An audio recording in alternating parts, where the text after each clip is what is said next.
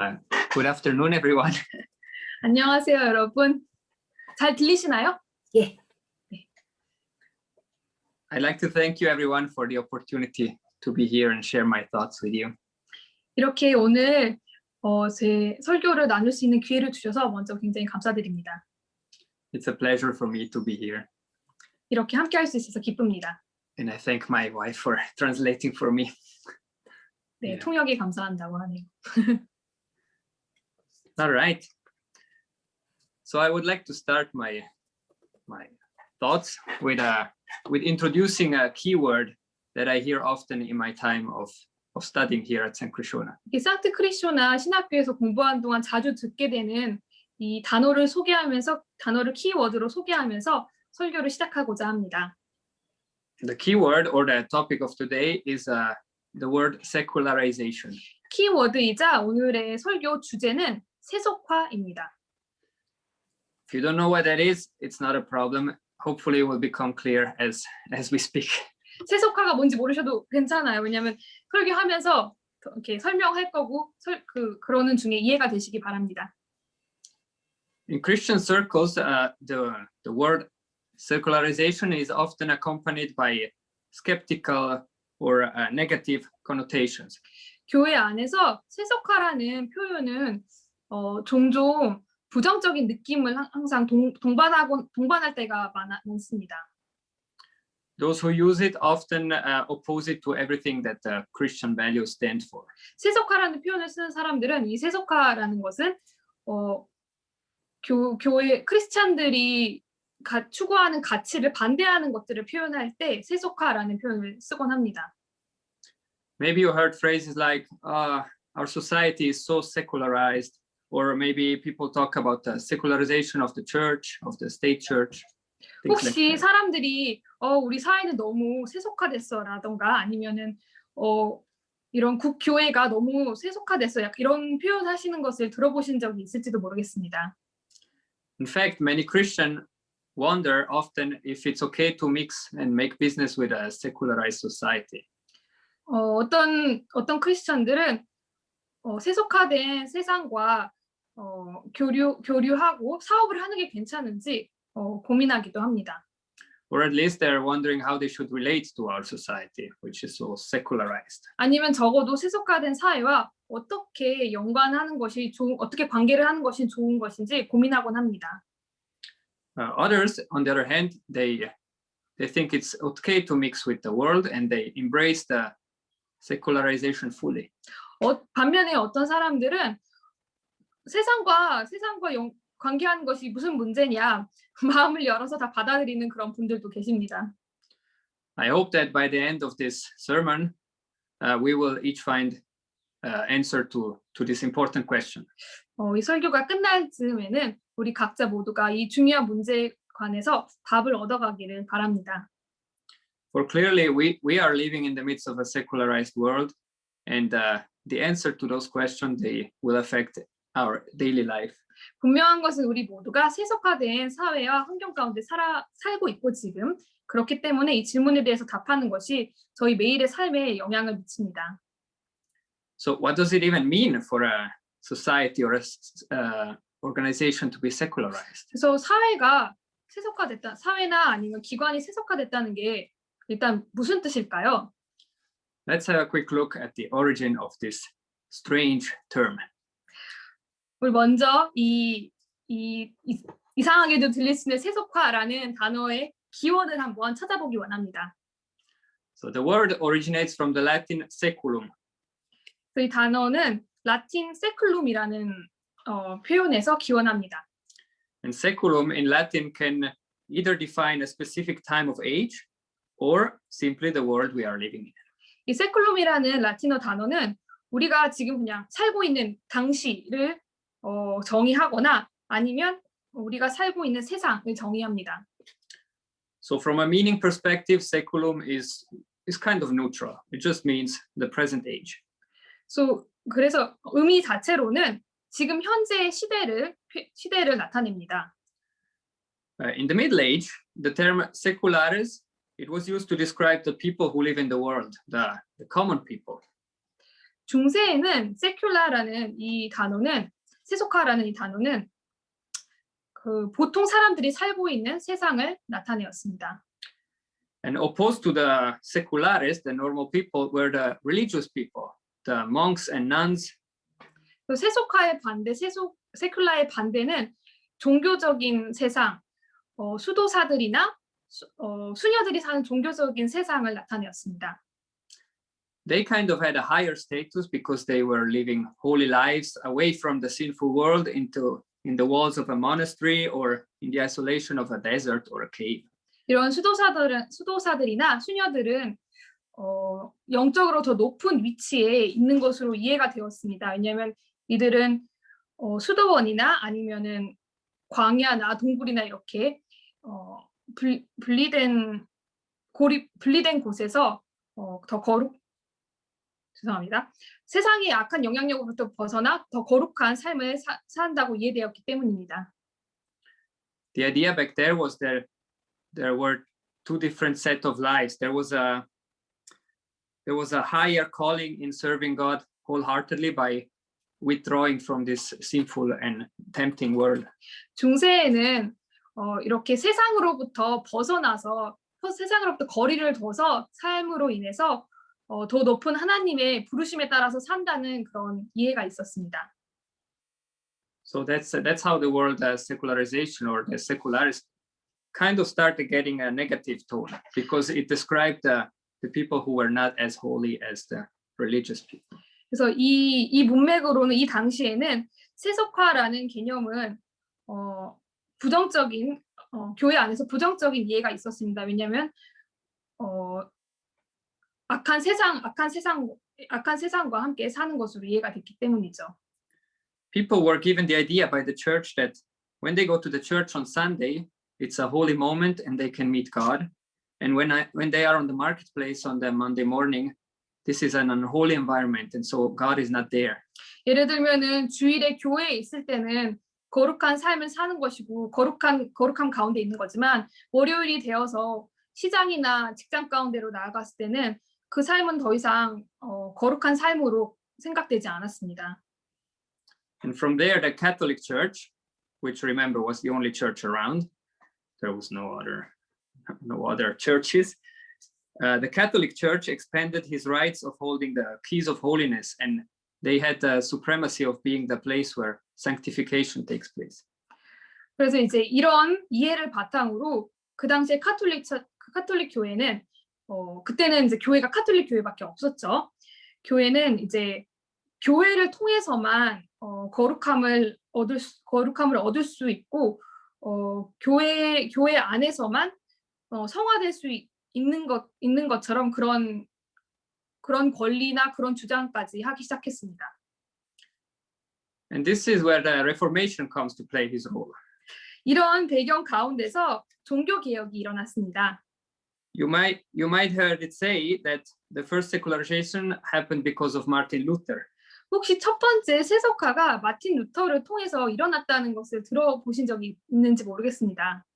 What Luther did is he broke with the view of the church, which said that they are religious and the common people are not. 마틴 루터가 깼던 기존의 견해는 기존에 있었던 견해, 보통 사람들의 삶은 거룩하지 않고 종교적인 삶을 사는 사람들만 거룩하다는 이 견해를 마틴 루터가 깼습니다.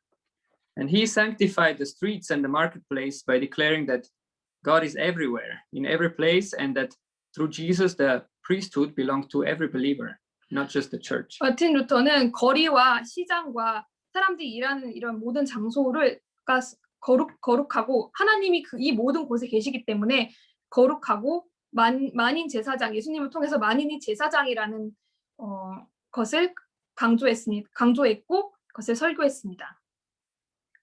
So this secularization who happened through Luther by saying that everything is, even the secular things are holy, it had the aim of declare the lordship of God into every area of our daily life. 그래서 마틴 루터가 주장한 세속화는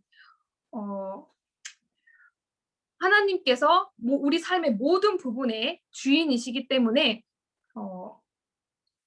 Can you say it one more time? I'm so sorry. 죄송합니다.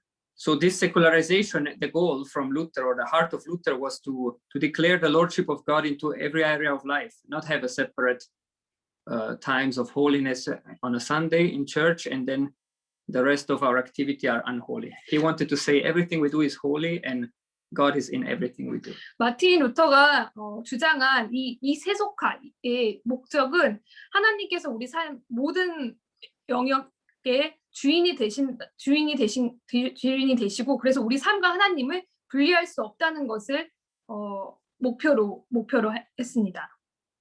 So people can meet God, of course, in the church, but then also in every area of daily life, in the workplace, family life, and the little things. 사람들이 하나님을 교회에서 예배 중에서만 만나는 것뿐만 아니라 삶을 사는 가운데, 일하는 가운데, 직장 가운데, 집에서 가정 가운데, 가장 작은 일들 가운데 만날 수 있다는 것을 알렸습니다. So we see that when secularization happened for the first time, it was a godly one. 그 세속화라는 개념을 마틴 루터가 가져왔을 때 사실 이것은 굉장히 거룩한 개념이었습니다. So why then Christian people tend to have a negative view towards, or a skeptical view towards secularization? 그런데 오늘날 왜 우리가 세속화라는 단어를 들었을 때 많은 크리스천들이 부정적인 생각을 먼저 떠올릴까요? I think that's because there has been another kind of secularization later on. 저는 그 이유가 나중에 또다시 다른 세속화, 또 다른 개념의 세속화가 일어났기 때문이라고 생각합니다. This one had a very different purpose, and it was brought forth from the humanistic thinking, from Illuminism, and people like Karl Marx, Feuerbach, and Nietzsche, amongst others. 이 두 번째 세속화에 대한 개념은 굉장히 인본주의적이고 계몽주의적이고 그런 생각을 바탕으로 시작되었는데, 우리가 들어본 칼 마르크스나 니체나 포일바크 이런 사람들이 이런 사상을 들여오기 시작했습니다. Perhaps at first it may look like the goal was similar to Luther's secularization, for they also aimed to emancipate from the monopoly and the tight grip of the church and the religion. 언뜻 보기에는 루터의 세속화랑 비슷한 면이 있습니다. 왜냐하면 이들이 주장하는 것 역시 사람들이 교회 잠시만요.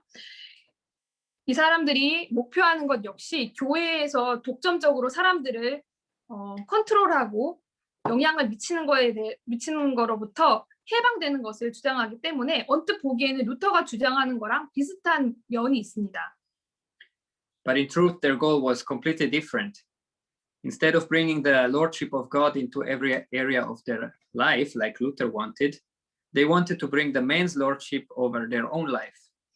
하지만 그 목적은, 이 두 번째 세속화의 목적은 루터가 주장하는 세속화의 목적과 전혀 다릅니다. 왜냐하면 이 두 번째 세속화의 목적은 하나님의 통치를, 하나님의 주 되심을 우리의 삶 가운데, 모든 영역의 삶 가운데 가져오는 것이 목적이 아니라 인간이 스스로 주인이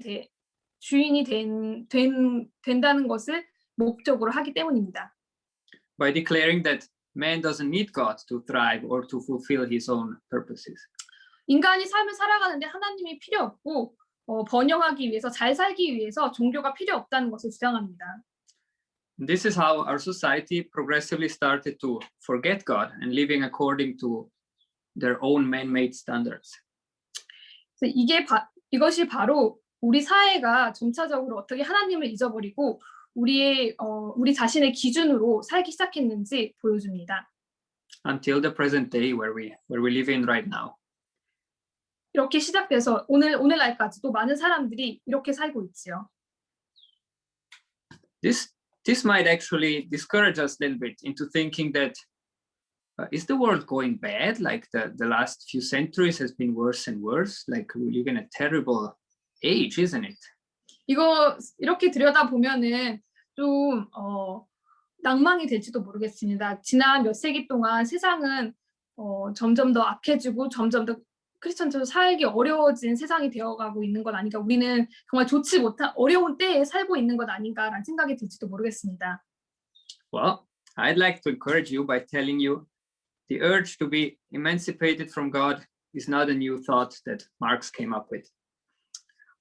제가 이 사실을 알려드림으로써 우리가 특별히 더 힘든 세대에 살고 있는 게 아니라는 것을 알려드리기 원합니다. 사람들이 하나님으로부터 벗어나서 살고자 하는 이 욕망은 칼 막스 한 사람으로 이 사람이 처음 들여온 것이 아닙니다. No, this urge to oppose God is an urge that man had deep inside him from the very beginning. 하나님으로부터 벗어나 살고자 하는 이 사람의 욕망은 태초부터 사람의 마음 가운데 있었습니다. In fact, the way the snake was able to tempt Adam and Eve in the first place was to tell them to oppose God's lordship and become like God in Genesis 3:5. 창세기 3장 5절을 보면은 뱀이 아담과 하와에게 다가와서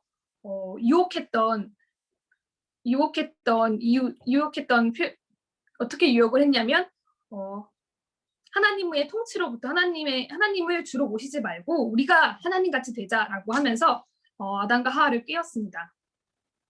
In Genesis 11, the story of the Tower of Babel, people of the world, they want to build a tower to make a name for themselves. 창세기 11장을 보면은 사람들이 자신의 이름을 높이기 위해서 다 같이 모여서 바벨탑을 짓고자 하는 장면이 있습니다.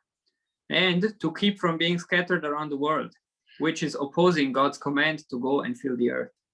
그들의 이름을 높이는 것뿐만이 아니라 세상에 흩어지지 않기 위해서 이 탑을 만들고자 했는데 이것은 하나님께서 사람들이 땅에 퍼져서 살기 원하시는 그 명령을 반대하는 것이었습니다. The parable of the lost son is another example of someone who rejects the lordship of God over his life and wants to live according to his own ways. 돌아온 탕자 이야기 아시죠? 그 이야기 역시 하나님의 주인 되심에서 벗어나서 자기의 기준대로 자기의 방식대로 살기 원하고자 하는 사람의 마음을 아주 잘 표현했습니다. Likewise, the parable of the evil farmers in Matthew 21, it tells a story about the tenant farmers who were given a stewardship of a vineyard. 마태복음 21장에서 나오는 악한 농부의 이야기 역시 이 소작 농부들이 얼마나 Can you say it again? 잠시만 죄송합니다. So the story is about some farmers who were given a stewardship of a vineyard from a lord, from a landlord. 주인으로부터 이 포도원을 관리하도록 맡은 이 소작인들이 또 소작인들을 통해서 또 이 주인 하나님을 주인으로 모시지 않고 벗어나서 살고자 하는 모습을 잘 보여줍니다. And in the time of harvest, when the landlord sends some servants to collect his share of the crops, the tenants, they refuse and they kill the servants one by one when they come. 이 비유에서 주인이 이제 포도를 수확할 때가 되어서 이제 하인을 보내서 수확물을 가져오게 하는데 이 소장인들이 이 수확물을 주인에게 돌려주지 않기 위해서 하인을 보낼 때마다 그 하인들을 죽입니다. And finally, the landlord sends his own son and they kill him as well, refusing his ownership. 그래서 마지막에는 결국 이 포도밭 주인이 자신의 아들을 보내는데 이 아들의 말조차 이 소작농들이 듣지 않고 이 아들을 죽입니다. In the same way, our society refuses to acknowledge God as the owner as the landlord of the vineyard, and they won't take ownership themselves. 이와 같이 소작농들이 이 포도밭의 주인을 주인으로 인정하지 않는 것처럼 우리 사회 역시 우리의 세상 역시 하나님을 주인으로 인정하지 않습니다. Paul in Romans talks about a people who did not see fit to acknowledge God, so God gave them up to a debased mind to do what ought not to be done. Romans 1:28. 바울이 로마서 1장 28절을 통해서 이렇게 말을 했습니다. 사람들이 하나님을 아는 것을 하찮게 여겼으므로 하나님께서는 사람들이 타락한 생각에 빠지게 하시고 사람들이 해서는 안 될 일들을 하게 내버려 두셨습니다. These are just a few examples across scriptures to show that the idea of a man rebelling against God is nothing new. 성경을 통해서 사람들이 하나님을 대적하는 것이 그렇게 새로운 일이 아니라는 것을 이 몇 가지 예를 통해서 보여드렸습니다. And the current state of our society is just another reflection of this truth across the history. 그리고 오늘날 세상에서 세상을 볼 때 그동안 계속 사람들이 하나님을 거부해 왔고 거역해왔던 것이 그냥 그대 역사적으로 이어져서 또다시 반복되고 있는 것임을 알 수 있습니다. So now that we have gained a little bit of a broader perspective of what pushes our society into a worldview without God, what should we do about it? 지금까지 나눈 것을 통해서 어떤 것이 이 사회를 하나님 없는 세계관 속으로 몰아넣고 있는지 조금 더 폭넓은 시야를 갖게 되었습니다. 그래서 이제 저희가 생각하게 되는 것은 그래서 우리가 무엇을 해야 하는가입니다. How shall we relate to this world we are living in? 우리가 살고 있는 이 세상과 어떻게 관계를 맺어야 할까요? Is it with rejection? 피하는 것이 답일까요? Or should we embrace them wholeheartedly? 아니면 두 팔 벌려서 환영하는 것이 맞을까요? I think Martin Luther clearly exposed the approach of isolation and rejection to be a wrong one, not fitting. 이미 저희가 함께 들여다봤듯이 마틴 루터는 세상으로부터 스스로를 고립시키고 피하는 것이 정답이 아니라고 이미 말하였습니다. In fact, the people of Israel in the Old Testament, they were called to be a light within the nations around them. 저희가 구약의 이스라엘 민족을 보면은 하나님께서 이스라엘 민족이 이 이방인들 가운데 빛이 되고 그리고 의의 삶에 의로운 삶에 어떤 예가 되도록 하나님께서 그렇게 이스라엘 민족을 구약 가운데서 부르셨습니다. 구약 시대 가운데서 부르셨습니다. They were called to be an example of righteous living in the eyes of God, and not to hide themselves in a cave or in a monastery like the monks did in the Middle Age. 하나님 보시기에 의로운 삶을 살도록 이스라엘 민족은 부르심을 받았고 하나님께서는 그들을 어떤 동굴이나 아니면은 수도원 같은 데서 따로 세상으로부터 숨어서 살려고 그렇게 부르지 않으셨습니다. This is true for us as well. We shall not hide behind the walls of a church building all the time, but it's good for us to engage with the world around us. 이것은 저희에게도 적용이 되는 것입니다. 저희도 교회 안에서 숨어서 피해서 살 것이 아니라 세상에 나가서 살아야 합니다. Jesus speaks a similar word when he encouraged his disciples to be a light for the world in Matthew 5:13. 예수님 역시 마태복음 5장 13절을 보면은 제자들에게 세상의 빛으로 살라고 그렇게 말씀하셨습니다. Finally, Paul, when he writes Titus, he encouraged him to renounce ungodliness and the passion of the world and to live godly life in this present age. 바울 역시 디도서 2장 12절을 보면은 은혜를 받은 사람은 하나님을 대적하거나 세상 사람들을 따라 악한 일을 해서는 안 되며 하나님을 존경하고 따르며 신중하고 바르게 살아가는 모습을 보여주어야 합니다라고 말합니다. So for Paul, the question is not really whether we should live in the world or not. This is given, but how we should live, which is under the lordship of God, living godly lives. 또 바울이 말하는 것을 보면은 바울은 우리가 세상 가운데서 살아야 되는가 말아야 되는가에 대해서 얘기하는 것이 아니라 어떻게 세상 가운데서 살아야 되는가에 대해서 얘기를 합니다. So when we move into the world, which is part of our calling in order to be the light.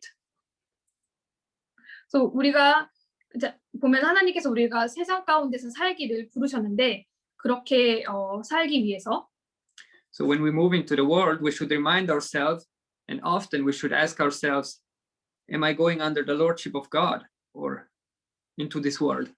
우리가 이 세상 가운데 나아갈 때 저희가 스스로 항상 물어봐야 되는 것은 하나님께서 내 주인이신가를 물어봐야 합니다.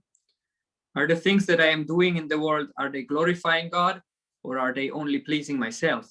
우리가 세상 가운데서 하고자 하는 일이 하나님께 영광을 돌리는 일인가 아니면 나는 그냥 내 만족에 따라서 살고 있는가를 질문해야 합니다. It's the motivation behind being in the world that counts. 세상 가운데 살 때 우리 안에 동기가 중요합니다. Whether it's to glorify God, like we are called to, or if it's to live without Him, like the lost son did. 부르심 받은 대로 하나님께 영광 돌리는 삶을 살기 위함인가 아니면 돌아온 탕자처럼 우리 자신의 만족을 위해서 살기 위함인가를 들여다봐야 합니다. Also, we shall not think that we can always please the world with our ways of life. 그리고 또 기억할 것은 우리가 살아가는 방식이 언제나 이 세상을 만족시키지 못할 것이라는 것입니다. Because we have seen that the world doesn't acknowledge the lordship of God and wants to dictate his own rules. 왜냐하면 세상은 하나님의 주 되심을 인정하지 않고 세상의 방식대로 지배하기 원하기 때문입니다. That means that sometimes there will be area of our lives or the choices we make and the view we have, they will clash with the standards the world has. 이것은 종종 우리가 하게 될 선택들이 아니면 살아가는 삶의 방식들이 세상의 기준과 부딪힐 수밖에 없다는 것을 보여줍니다. And it's not always possible to reconcile those things because the world is looking for other things, like Paul said in Romans. 이것은 우리가 세상과 언제나 reconcile 화합할 수 없다는 것을 보여줍니다. They might not accept our views, or they might call it primitive or intolerant. 세상에서는 저희를 볼 때 저희가 굉장히 독단적이라고 볼 수도 있습니다. And sometimes the standard of the world, they might even sound rational or fair. 세상에서 말하는 기준이 때로는 더욱 이성적이고 더욱 공정한 것처럼 들리기도 할 것입니다. But they do not take into account the lordship of God. 하지만 중요한 것은 이러한 기준이 하나님의 주인 되심에 속하지 않다는 것입니다. And they are often driven by the lordship of man. 그리고 종종 이런 기준이 사람의 주인이 인간의 주인이라는 이 생각 가운데 이런 기준이 나옵니다. In those times, we should not be tempted to compromise our faith. 이런 때가 왔을 때 저희가 우리의 신앙을 compromise 타협해서는 안 됩니다. Yeah, we should not be tempted to compromise our faith just for pleasing the demands of the world. 세상에서 요구하는 것을 만족시키기 위해서 저희 신앙과 타협해서는 안 됩니다. We should instead remind ourselves that we are serving the Lord and not ourselves or the man.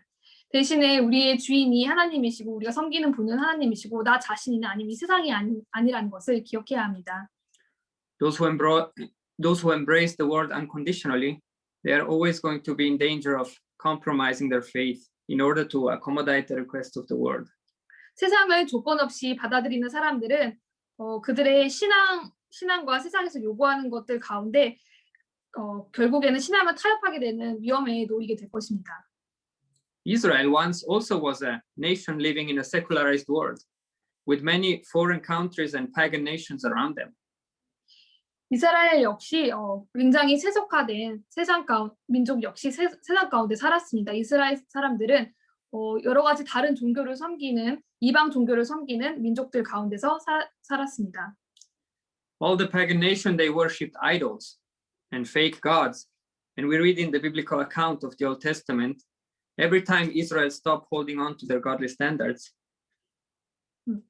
Sorry, too long. 이스라엘 민족은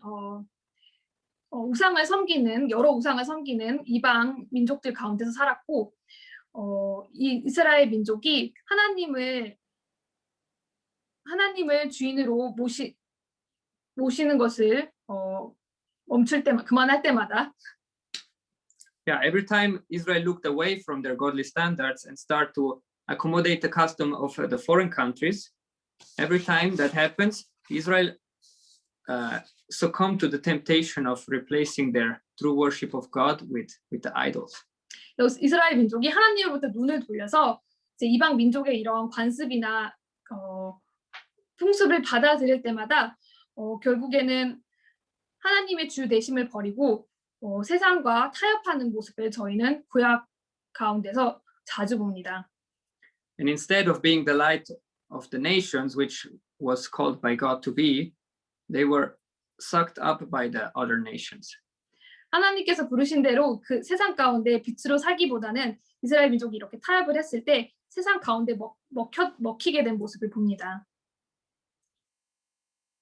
So to conclude, we cannot stop the secularization from happening, both in the individual life or on a society level. 그래서 이제 결론으로 가면은 이 사회가 그리고 저희 개인의 삶에 세속화가 진행되는 것을 저희가 막을 수는 없습니다.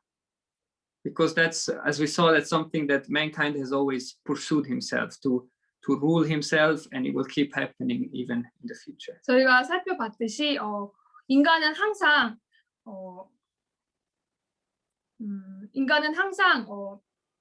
인간이 주인 되려고 하고 했던 것들을 역사를 통해서 보았고 앞으로도 이런 일들이 계속 있을 것입니다. Right now, we live in a similar time of age like Israel back then, when it was surrounded by foreign and pagan nations who did not know God. 우리가 살고 있는 시대 역시 이스라엘 민족이 그러했듯이 하나님을 모르고 섬기지 않는 많은 이방 민족들과 다른 그런 풍습들 가운데서 저희는 살고 있습니다. And although we shouldn't be afraid of the secularized world, we ought to remind ourselves that we do have different purposes. 세속화된 세상에 대해서 저희가 두려워할 필요는 없지만 우리가 다른 목적을 가지고 살고 있다는 것을 기억해야 합니다. And most importantly, we are the ones who are supposed to be the light of the world, and not vice versa. 더 중요한 것은 저희가 이 세상 가운데 빛으로 부르심을 받았다는 것고 그 반대가 아니라는 것입니다. By declaring the lordship of God over our lives every day anew, by declaring the lordship of God every day in our lives, and with the help of the Holy Spirit. 성령님의 도우심으로 하나님이 저희를 통치하신다는 것을 매일 경험하고 매일 선포함으로 And with the help of the Spirit of God who leads us into the righteousness. 그리고 저희를 의롭게 하시는 하나님의 은혜로 We can stand firm and overcome the world who lives without God. 저희가 굳세게 설 수 있고 이 세상을 이길 수 있습니다. And hopefully we'll be a light for the world without God to see. 그래서 바라기는 저희가 이 세상 가운데 빛이 되어서 세상 사람들이 저희를 통해서 하나님을 보기를 원합니다. I'd like to pray with us. 기도하겠습니다. Father God, thank you that you have put us in this present time and age. 하나님 저희를 특별히 이 시대 가운데 살게 해주셔서 감사합니다. To be a light for this world who doesn't know you. 하나님을 모르는 세상 가운데 하나님의 빛으로 불러주셔서 감사합니다. Next week is Easter Sunday. 다음 주는 부활주일입니다. And many people will celebrate the chocolate bunnies and the Easter eggs. 많은 사람들이 기념할 것은 초콜릿으로 만든 토끼나 부활절 달걀 등일 것입니다. Not knowing what lies behind the fact that we have a free days. 우리가 부활절 휴일을 보내는 진정한 이유가 뭔지 모른 채 부활절 휴일을 보내는 사람들이 많을 것입니다. So let us acknowledge the lordship, your lordship over our life every day. 하지만 저희는 하나님의 주인 되심을 매일 인정하며 살기 원합니다. And not be driven by the drives of this world.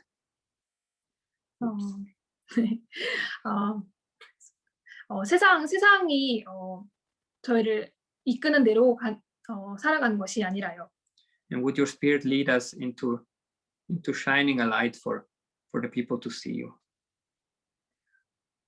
성령님 저희를 인도하셔서 저희를 통해서 사람들이 하나님을 볼 수 있도록 저희가 하나님의 그 빛을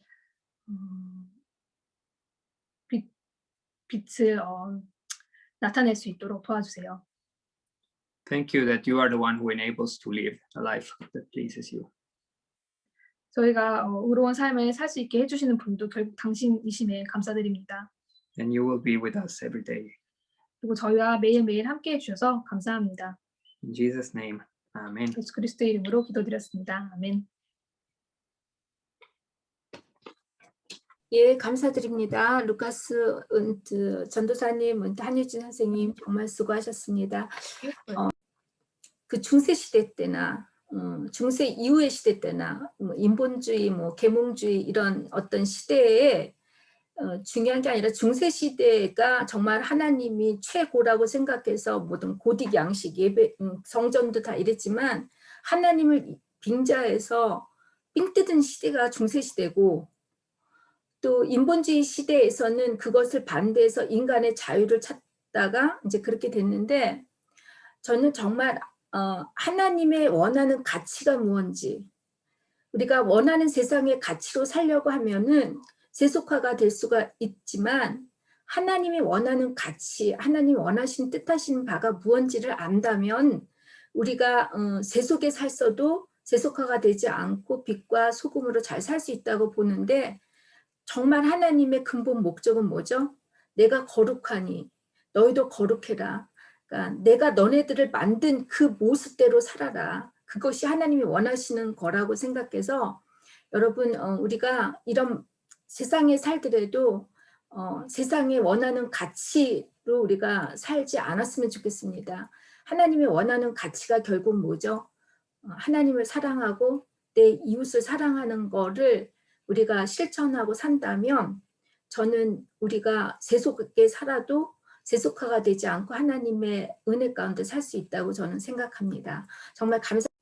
지금은 세상 끝날까지 우리를 버리지 아니하시고 함께 하시는 성자 예수 그리스도의 은혜와 무한하신 하나님의 사랑하심과 우리를 진리 가운데로 인도하시는 성령의 감화와 감동하심과 교통하심이 이제로부터 영원히 함께 하시기를 간절히 축원하옵나이다. 아멘.